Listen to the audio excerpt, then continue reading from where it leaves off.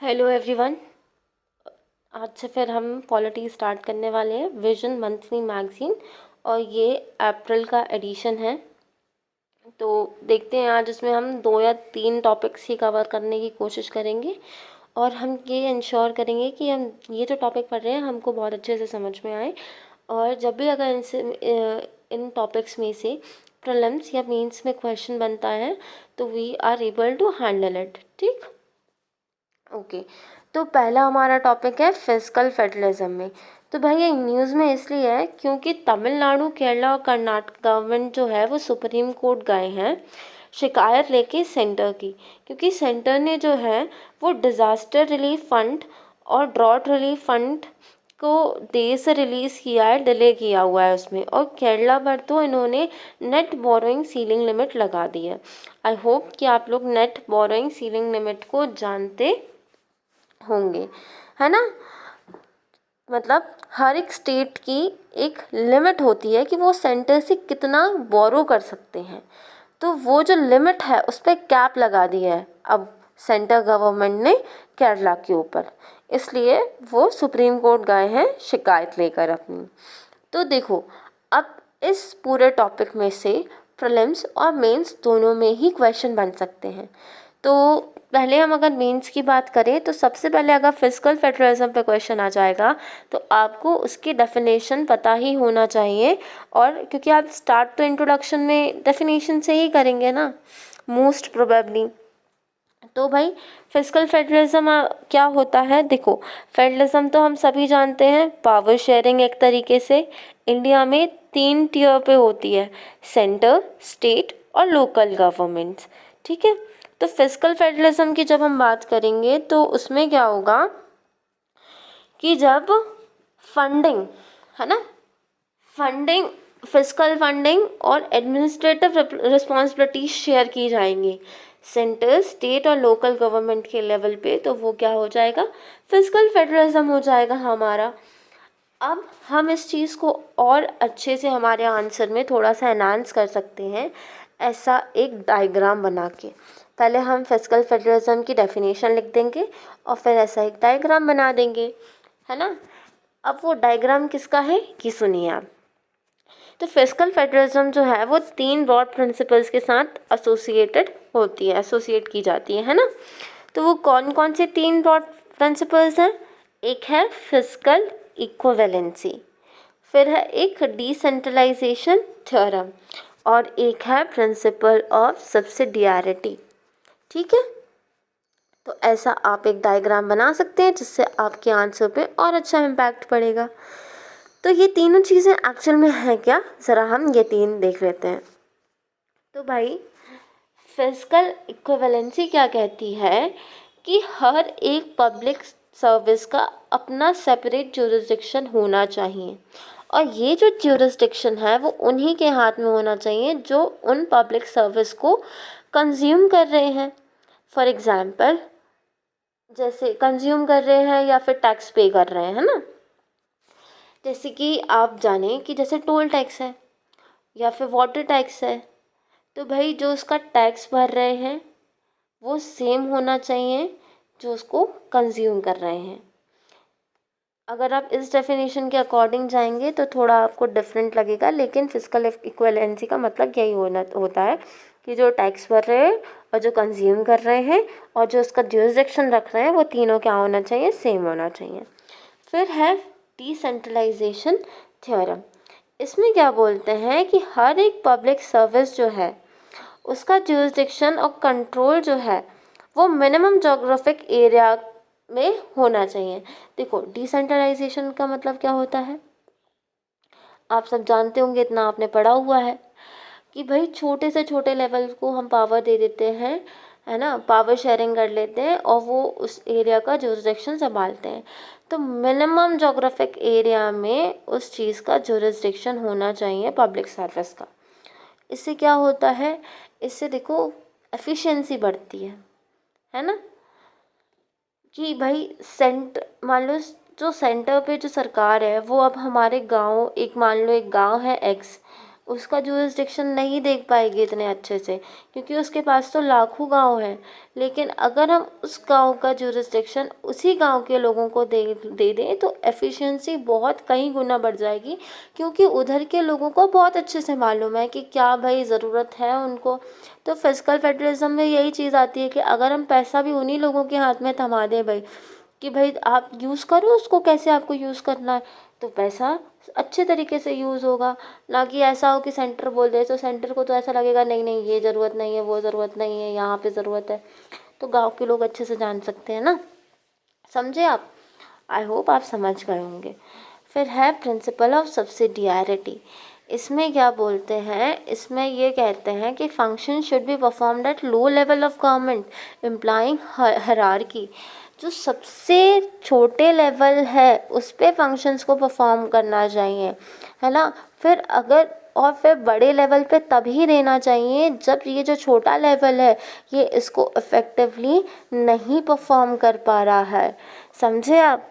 अगर भाई गांव, मान लो एक गांव है, उधर हमने एक काम सौंप दिया है तो उसको करने दो वो काम। आप गांव का काम डिस्ट्रिक्ट लेवल पे या स्टेट लेवल पे तभी उसको सौंपी जब वो गांव जो है वो इनएफिशिएंट है उस फंक्शन को परफॉर्म करवाने में, है ना। आई बात समझ में आप लोगों को? आई होप आप लोगों को आ गई होगी ये बात। तो ये थे हमारे तीन, क्या थे हमारे तीन ब्रॉड प्रिंसिपल्स फिजिकल फेडरलिज्म के। अब ये तो हमारी मेंस की बात होगी। अब प्रीलिम्स में से इधर से क्या क्वेश्चन बनेगा, इधर से ये क्वेश्चन देखो, इस साल 2024 के पेपर अगर आप देखेंगे तो उसमें पार्ट्स पूछ लिए, थोड़ा सा फैक्चुअल हो गया है। तो यूपीएससी फैक्चुअल क्वेश्चंस भी पूछ लेता है, तो हमको मालूम होना चाहिए कि 7 फिजिकल फेडरलिज्म का अरेंजमेंट किधर किधर दिया गया है। क्या 7 शेड्यूल में दिया गया है? हाँ भाई बिल्कुल दिया गया है, हमारे कॉन्स्टिट्यूशन ने, है ना, टैक्स को डिलीनिएट किया हुआ है यूनियन और स्टेट लिस्ट के थ्रू। ये कौन सा आर्टिकल कहता है? ये आर्टिकल 246 कहता है। फिर डिस्ट्रीब्यूशन ऑफ रेवेन्यू भी है हमारे यहाँ। 3 तरीके से हम इसको देखेंगे। कैसे देखेंगे? पहला है कि टैक्स जो है वो लेवी भी कौन कर रहा है? सेंटर कर रहा है। और कलेक्ट भी कौन कर रहा है? इसको सेंटर कर रहा है। एक मिनट यार, आवाज़ आ रही है। ठीक है, तो हम कहाँ पर थे कि भाई डिस्ट्रीब्यूशन ऑफ रेवेन्यू ये 3 तरीके से होगा। पहला कि भाई टैक्स जो है वो सेंटर ही लेवी कर रही है, लागू कर रही है, और इसको कलेक्ट भी कौन कर रही है? सेंटर ही कर रही है। लेकिन जो भी टैक्स है पूरा का पूरा वो किसके पास जा रहा है? वो जा रहा है स्टेट्स के पास। ये कौन से आर्टिकल में लिखा हुआ है? ये आर्टिकल 269 में लिखा हुआ है। फिर क्या है दूसरा तरीका? Levy and collection of GST. GST जो है वो लेवी और कलेक्ट कौन कर रहा है ना, इंटर स्टेट ट्रेड और कॉमर्स के मामले में, है ना, के बारे में किस में लिखा हुआ है? आर्टिकल 269A में लिखा हुआ है, जो कि किसके बीच में शेयर होगा? सेंटर और स्टेट्स के बीच में शेयरिंग होगी। पर ये किसके रिकमेंडेशन पे होगी?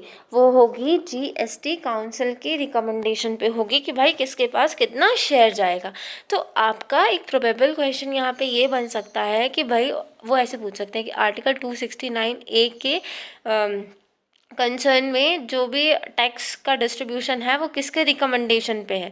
जीएसटी काउंसिल के रिकमेंडेशन पे है या मतलब फाइनेंस कमीशन के उस पे है? ये ऐसा एक स्टेटमेंट बना के दे सकते हैं कि भाई आर्टिकल 269A में तो जो भी 269A में जो शेयरिंग है टैक्सेस की वो जो है वो फाइनेंस कमीशन के रिकमेंडेशन पे है। तो वो स्टेटमेंट गलत हो जाएगा। क्यों? क्योंकि article 269A inter state trade और कॉमर्स से है और ये किसके रिकमेंडेशन पे होगा? जीएसटी काउंसिल पे होगा। आई होप आपको ये समझ में आया होगा। फिर आता है tax levied and collected by the union. मतलब क्या होगा? टैक्सेस जो है, देखो 269A में जीएसटी की बात की गई है, 270 में टैक्सेस लेवी और कलेक्ट कौन करेगा? यूनियन करेगा। और डिस्ट्रीब्यूशन किसके बीच में होगा? यूनियन और स्टेट्स दोनों के बीच में होगा। लेकिन इसमें कौन रिकमेंड करेगा? इसमें रिकमेंडेशन होगी फाइनेंस कमीशन के बारे में। ये 2 चीज़ें आपको, देखो ये 2 चीज़ें जो है ना वो आपको याद रखनी है कि 269A में जीएसटी काउंसिल होगी और 270 में फाइनेंस कमीशन में होगा। आई होप आपको ये समझ में आ रहा है, आप इसको रिटेन कर पा रहे हो। फिर है ग्रांट्स इन एड, तो आर्टिकल 275A में लिखा, सॉरी ए में नहीं, 275 में लिखा हुआ है ग्रांट्स इन एड। तो सेंटर क्या करता है, मतलब ये क्या है, ग्रांट्स इन एड सहायक राशि टाइप्स है ना, कि ऐसे दे देते हैं ये लोग स्टेट्स को। तो ये कौन से आर्टिकल के अंडर है, 275 के अंडर। और फिर है बोरोइंग्स 292 के अंडर। ये 292 के अंडर सेंटर की बोरोइंग की बात की गई है, कि सेंटर जो है वो कहीं से भी, अब्रॉड और विद इन इंडिया दोनों, कहीं से भी क्या कर सकता है, बोरोइंग्स कर सकता है, पैसे मांग सकता है। लेकिन आर्टिकल 293 में क्या लिखा हुआ है, कि स्टेट गवर्नमेंट जो है वो सिर्फ और सिर्फ इंडिया में से ही ले सकती है, अब्रॉड में से नहीं ले सकती हैं। तो अगर क्वेश्चन आ जाए, आई थिंक ये क्वेश्चन आया भी हुआ है, या तो हमने किसी टेस्ट सीरीज़ में देखा हुआ है ना, ऐसा था उसमें क्वेश्चन कि स्टेट्स जो है वो अब्रॉड से मतलब बोरो कर सकते हैं, तो फिर ये स्टेटमेंट रॉन्ग हो जाएगा। ठीक है, आई बात समझ में आप लोगों को। तो फिर फिर है फाइनेंस कमीशन, है ना।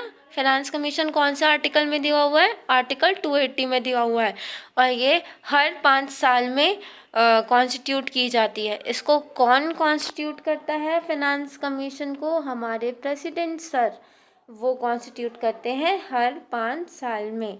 क्यों करते हैं, sharing of resources between union and states. अभी हमने देखा था ना 269A और 270 वाला फैक्टर, उसमें, है ना। आई बात समझ में आप लोगों को। अब हम देखते हैं sources of state revenue. States revenue के सोर्सेज क्या क्या हैं भाई। तो भाई tax revenue, non tax revenue और grants from union government. Tax में क्या आ जाएगा, यूनियन के खुद के टैक्स रेवेन्यू, है ना, tax on income, property tax, capital transaction tax, है ना। ये अपन लोग रजिस्ट्री वगैरह कराते हैं, नोटरी वगैरह कराते हैं, तो ये वाला जो टैक्स है ये किसके खाते में जाता है, ये सारे स्टेट्स के खाते में जाता है ना। Commodities and services. फिर tax devolution from centre. Tax devolution from centre का मतलब क्या है, वो टैक्सेस जो सेंटर ने स्टेट को दे रखे हैं कि भाई इस पे आप करो, आप खुद टैक्स कर सकते हो, है ना। जीएसटी में भी कुछ कुछ टैक्सेस ऐसे हैं जो स्टेट्स के लिए छोड़े गए हैं। अगर आपको मालूम है तो प्लीज़ आप कमेंट में लिखकर बताएं नीचे कमेंट सेक्शन में, ठीक है। फिर है non tax revenue. Non tax revenue कौन से आ जाएंगे, वो है dividends and profits from public sector enterprises. फिर है फी फॉर एडमिनिस्ट्रेटिव सर्विसेज, जो भी आप सर्विसेज लेते हैं।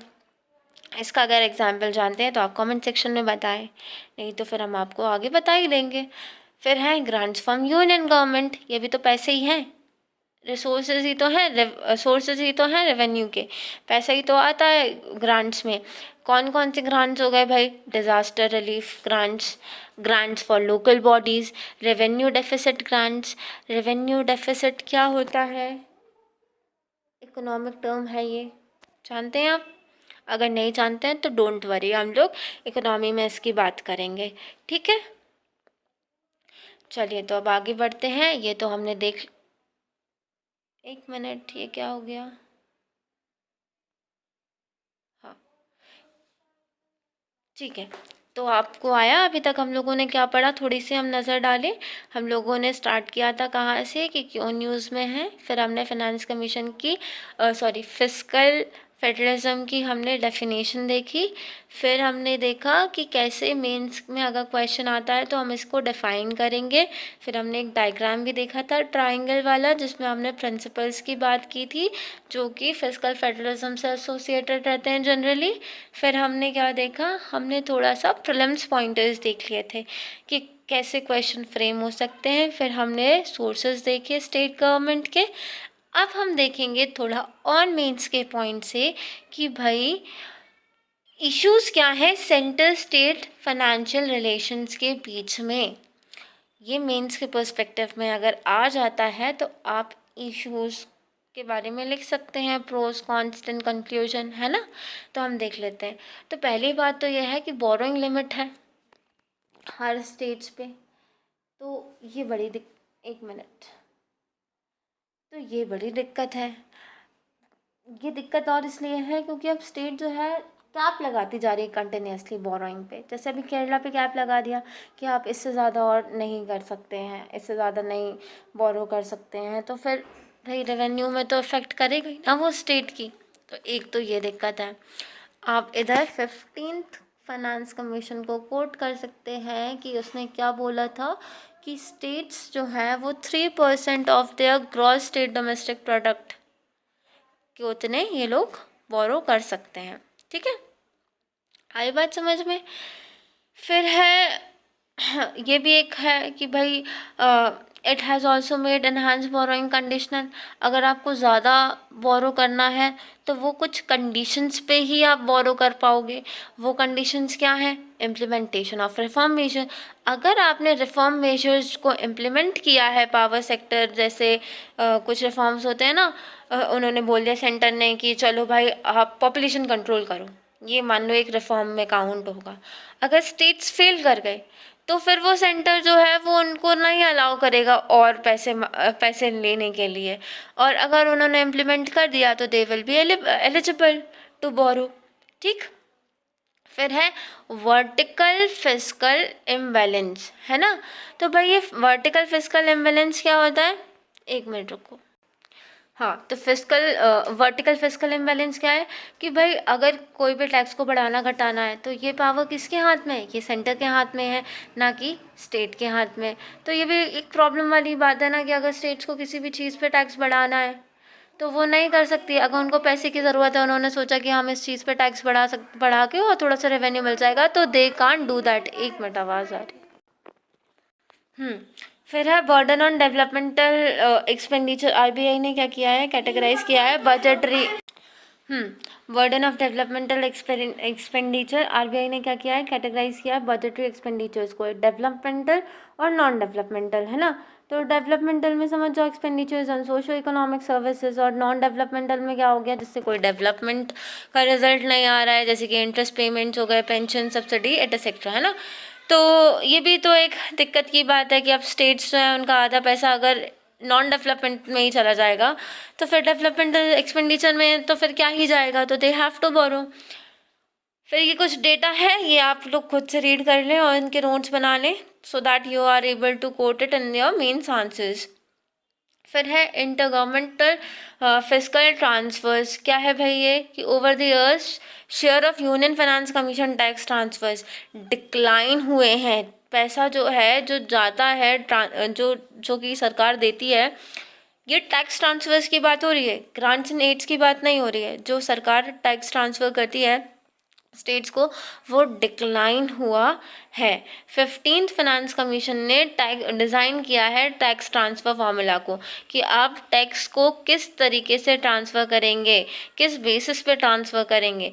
तो पॉपुलेशन क्या है उस स्टेट की, वो 15% क्राइटेरिया करा है। फिर इसका एरिया, इनकम डिस्टेंस समझ रहे हैं आप कि भाई बताती हूँ आपको इनकम डिस्टेंस कैसे। कि मान लो एक स्टेट है हरियाणा और एक स्टेट है केरला, तो इनकी या तो आप ग्रॉस डोमेस्टिक वो ग्रॉस डोमेस्टिक प्रोडक्ट प्राइस समझ लें, या मतलब प्रोडक्ट समझ, स्टेट जीडीपी समझ लें, या फिर आप ऐसे समझ लें कि भाई पर पर्सन, हाँ सॉरी आप ऐसे समझ लें, आपको बेहतर रहेगा। रुको, कैसे कि कहाँ पे थे, हाँ इनकम डिस्टेंस क्या है, जैसे कि एक स्टेट है हरियाणा और एक स्टेट है बिहार। तो हरियाणा के पर पर्सन के पास कितनी इनकम है ना, पर कैपिटा इनकम देखते हैं ना हम, तो वैसी स्टेट वाइज। और मान लो हरियाणा के एक इंसान के पास 100 रुपये कमाई आ रही है और बिहार के एक इंसान के पास तो 20 रुपये कमाई आ रही है, तो उस हिसाब से हम देखेंगे कि भाई इनकम डिस्टेंस क्या है। इसका वेटेज कितना है? 45% है। डेमोग्राफिक ट्रांजिशन 12.5% है। फॉरेस्ट और इकोलॉजी और टैक्स एफर्ट्स क्या है भाई? The weightage given to distance of per capita income adversely affects the growing states. ये थोड़ी प्रॉब्लमेटिक चीज़ है भाई, क्योंकि भाई एक स्टेट ग्रो कर रहा है तो वो मेहनत कर रहा है, तो वो ग्रो कर रहा है तो उसकी पर कैपिटा इनकम भी बढ़ेगी उस स्टेट के लोगों की। तो अब वो बढ़ रही है तो फिर मतलब क्या इस हिसाब से, क्या ये तो फिर मतलब टैक्स ट्रांसफर में बुरी चीज़ हो गई? देखी जाए तो फिर उस स्टेट को टैक्स ट्रांसफ़र कम मिलेगा कंपैरेटिव टू उस स्टेट कि भाई जहाँ पे लोगों की पर कैपिटा इनकम लो है क्योंकि वो ग्रो नहीं कर पा रहा है। तो मतलब स्टेट्स उस चीज़ को इस तरीके से देखते हैं। फिर है non sharing of cess revenue with the states. भाई सेंटर जो है सेस और सरचार्जेस जो है जो यूनियन गवर्नमेंट या फिर सेंटर लेवी करता है उसको भी कम ही ट्रांसफ़र कर रहा है, उसमें भी हमें डिक्लाइन देखा गया है। फिर decline in grants and aid, grants and aid में भी डिक्लाइन किया गया है, या तो कम कर देते हैं या तो डिले कर देते हैं। देखो इसका एक बहुत बड़ा फैक्टर ये भी है कि मान लो सेंटर में है एक एक ए पार्टी की गवर्नमेंट और एक स्टेट है मान लो मध्य प्रदेश, उधर है बी पार्टी की गवर्नमेंट।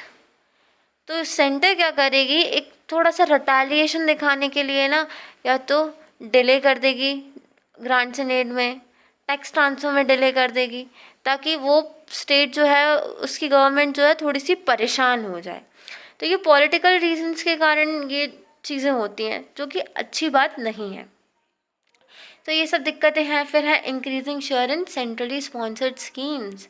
सेंट्रली स्पॉन्सर्ड स्कीम आप जानते होंगे जहाँ पे कुछ पैसा सेंटर देता है और कुछ पैसा स्टेट देता है। ये नॉर्थ ईस्ट रीजन में क्या होता है 90% तो सेंटर देता है और 10% स्टेट्स को खुद लगाना होता है, लेकिन बाकी स्टेट्स में ऐसा नहीं होता है, 70-30 रहता है, ऐसा कुछ रहता है ना। आप मुझे ना करेक्ट कमेंट में बता दें, याद नहीं आ रहा है अभी। तो अब क्या होता है सेंटर अपनी तरफ से तो कोई भी स्कीम बोल देती है भाई कि एक स्कीम है और फिर उसमें उसको वो सेंट्रली स्पॉन्सर्ड होती है तो फिर सरकार जो स्टेट्स गवर्नमेंट होती हैं उनको ना चाह के भी अपना शेयर वहाँ पे लगाना पड़ता है क्योंकि वो मैंडेटरी होता है। फिर है अब ये इतनी सारी दिक्कत है तो क्या ये दिक्कत ही रहेंगी क्या? नहीं, there is a way forward. क्या है? Role of 16 finance commission. Negotiate करो 16 फाइनेंस कमीशन से, है ना, फॉर स्पेसिफिक पर्पस ट्रांसफर्स के लिए, ताकि वो टैकल कर सकें स्टेट स्पेसिफिक इश्यूज जैसे कि डेमोग्राफिक ट्रांजिशन हो गए, inward outward migration, climate change crisis, ये सब दिक्कतें भी तो बहुत सारी हैं, है ना, माइग्रेशन वगैरह की, क्लाइमेट चेंज की, डेमोग्राफिक ट्रांजिशन की। तो करो भाई, पैसे दो फिर इन सब चीज़ों को लेके, इक्विटी करो भाई। जिस स्टेट का HDI अच्छा है तो उसको थोड़े ज़्यादा पैसे दो, तो फिर सारे स्टेट्स थोड़े लालच में रहेंगे कि हम भी हमारा HDI बढ़ाएं। फिर reviewing of budget borrowings, there is a need to review the of budget borrowings practices of both the union and the states. Of budget borrowings आप जानते हैं क्या होता है? अगर नहीं जानते हैं तो वेट, हम लोग इकोनॉमी में ये सब बातें करेंगे। अभी आप इतना समझ लें कि जो ऐसी बोरोइंग्स जो कि बजट में मेंशन नहीं की गई हैं और बजट के परे जाके ली जाती हैं, तो उनका कोई ऑफिशियल राइट ऑफ जो है वो बजट में नहीं है, लेकिन उसका इम्प्लीकेशन, अब आपने पैसे ले लिए हैं तो आपको वापस भी तो करना है, तो वो जो रीपेमेंट्स होंगी वो बजट में आएंगी। ठीक है, तो ये होती है ऑफ बजट बोरोइंग्स।